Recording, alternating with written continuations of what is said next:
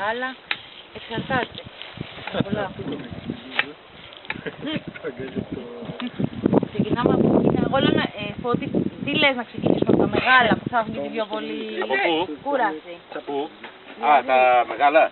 Ναι. Ελιά, χαρουφιές και τσιτσάρ. Έγινε.